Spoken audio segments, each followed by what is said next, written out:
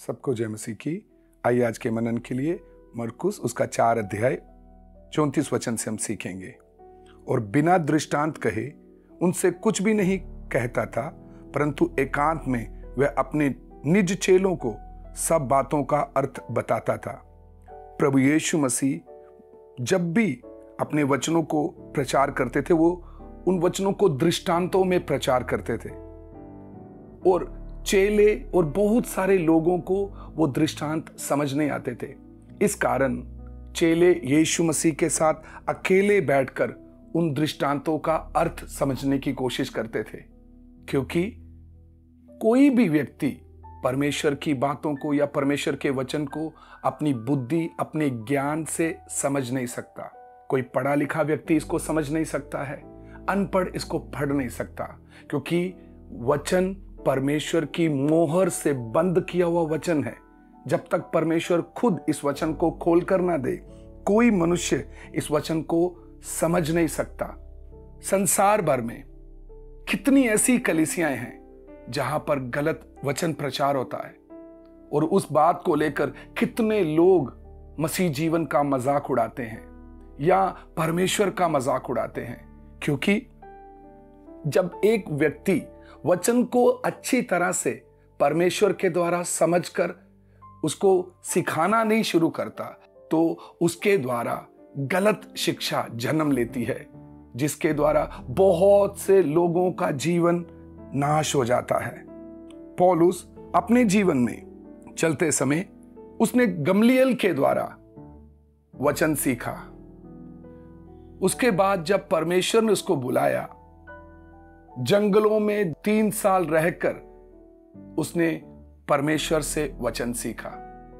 वचन सीखने के बाद वो अपने आप को यरूशलेम में उन लोगों के पास लेकर गया जो उस समय के अच्छे प्रभु के दास थे या अच्छी तरह वचन को समझने वाले थे। आप वचन पढ़कर देखिएगा, गलातियों उसका 2 अध्याय उसका 2 वचन से। और मेरा जाना ईश्वरीय प्रकाश के अनुसार हुआ, और जो सुसमाचार मैं अन्य जातियों में प्रचार करता हूं उसको मैंने उन्हें बता दिया, पर एकांत में उन्हीं को जो बड़े समझे जाते थे, ताकि ऐसा ना हो कि मेरी इस समय की या अगली दौड़ धूप व्यर्थ ठहरे। मेरे प्यारो, हम जो भी वचन पढ़ते हैं या सीखते हैं, हम जरूर उस वचन को लेकर प्रभु के दासों के पास जाकर उसको चेक करना, ये परमेश्वर की ओर से है क्या, ये वचन सही है। पुराने नियम के लोग इसी वचन के अनुसार चल रहे थे। जब आपके जीवन में वचन सही तरीके से जड़ नहीं पकड़ता, आप ठोकर खाकर गिर जाते हो या परेशान हो जाते हो।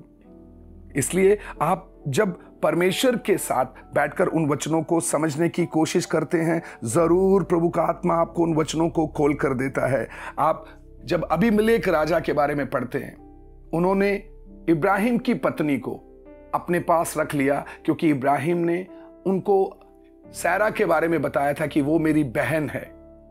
लेकिन जिस दिन से सैरा अबीमेलेक के घर में आई, उसी दिन से अबीमेलेक के घर में किसी स्त्री ने किसी बच्चे को जन्म नहीं दिया, क्योंकि परमेश्वर ने उन सब औरतों की कोख को बंद कर दिया था। काफी समय बीत गया, चलते चलते अबीमेलेक के मन में यह सवाल उठने लगा, क्यों हमारे इस सारे इलाके में किसी भी स्त्री को बच्चा जन्म देने की हालत नहीं आ रही है। उस बात को लेकर वो परेशान हो गया। वो अन्य जाति था, वो परमेश्वर को जानता नहीं था, फिर भी उसके मन में एक सवाल आ गया, क्यों ऐसा हो रहा है। और वो सवाल उसके अंदर दिन रात चलते चलते वो परमेश्वर से पूछने लगा, प्रभु मेरे साथ ऐसा क्यों हो रहा है। तो परमेश्वर ने उसके जीवन में उसको बताया, तूने मेरे दास इब्राहिम की पत्नी को अपने घर में लाया है। उसके पाप का कारण उसको बता दिया, औरतों की कोख बंद होने का कारण प्रभु ने बता दिया, और प्रभु ने उसको उसका हल भी बताया, तू मेरे दास की पत्नी को उसके पास वापस भेज दे। जब अबीमेलेक ने उस बात को समझने के बाद इब्राहिम को बुलाकर सैरा को वापस किया, वचन में लिखा है उसके घर में सारी औरतें बच्चों को जन्म देना शुरू हो गया। तो परमेश्वर के पास चाहे आप वचन को लेकर जाओ या आप अपने जीवन की कोई परेशानी को लेकर जाओ, आप ज्यादा गहराई से इस परमेश्वर के बारे में जानते भी नहीं है, तो भी ये परमेश्वर आपको वचन खोल कर देने के लिए तैयार है। ये परमेश्वर आपके जीवन की समस्याओं का कारण आपको बताने के लिए तैयार है और उस समस्याओं में से आप कैसे निकल सकते हो उसका रास्ता भी दिखाने के लिए तैयार है। लेकिन उसके लिए मुझे और आपको परमेश्वर के साथ अकेले बैठकर कुछ समय बिताना पड़ेगा।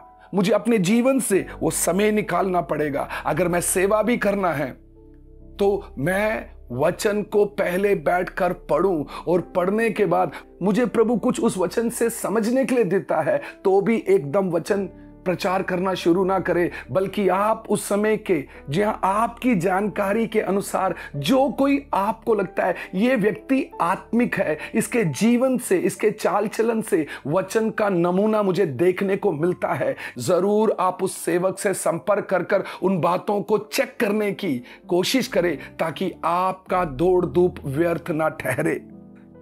मेरे प्यारो, इसी प्रकार से जब आप लोग भी परमेश्वर के साथ बैठते हैं, परमेश्वर के साथ बैठकर उन बातों को समझने की कोशिश करते हैं, परमेश्वर जरूर आपको उन बातों को खोल कर देगा। आप एक और वचन पढ़कर देखिएगा, मरकुस उसका 3 अध्याय उसका 14 वचन।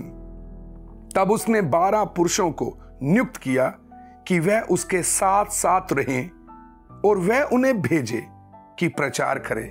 प्रभु यीशु मसीह ने जब अपने 12 चेलों को चुन लिया, उनको तुरंत सेवा के लिए नहीं भेजा।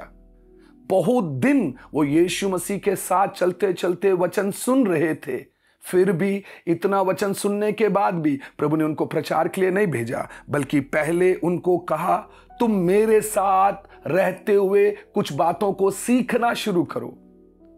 कुछ समय उन्होंने यीशु मसीह के साथ रहते हुए वचन सीखना शुरू किया, वचन के अर्थ जानना शुरू किया, गंभीरताओं को समझना शुरू किया, और जब समझ गए तब प्रभु ने बोला तुम जाओ और सब जातियों के लोगों को चेला बनाओ। मेरे प्यारो, जब तक मैं अपने आप को उसके साथ बैठकर सीखने के लिए नहीं दूंगा, प्रभु हमें कुछ भी नहीं सिखा पाएंगे। या हम सेवकाई के लिए जाना चाहते हैं तो मैं अपनी मर्जी से कुछ भी कर सकता हूं या कहीं भी जाकर सेवकाई शुरू कर सकता हूं। अगर परमेश्वर मुझे सेवकाई के लिए भेजना है तो मुझे उनके साथ बैठकर वचन सीखते हुए चलना पड़ेगा, ताकि मुझे परमेश्वर अभिषेक के साथ उस कार्य की जिम्मेवारी देकर आगे भेजे। आप जरूर अपने परिवार से बात कर सकते हैं, आपके जीवन में कुछ समस्या है, आप अपने दोस्तों से बात कर सकते हैं, लेकिन उनकी बात सुनकर तुरंत कोई भी फैसला ना करें। जरूर परमेश्वर के साथ अकेले बैठकर आप परमेश्वर से भी उस बात को जांचने के लिए आप प्रार्थना करें, ताकि आपको अंदर से निश्चय हो जाए ये परमेश्वर की ओर से है। क्योंकि जब आपको अंदर से तसल्ली हो जाती है, निश्चय हो जाता है ये परमेश्वर की ओर से है, तब आपको आगे चलने के लिए भी एक तसल्ली रहती है, मुझे परमेश्वर ने भेजा है। आप इस वचन को मनन करिएगा। प्रभु आपको इस वचन को और भी गहराई में समझने के लिए मदद करे। प्रभु आपको आशीष दे।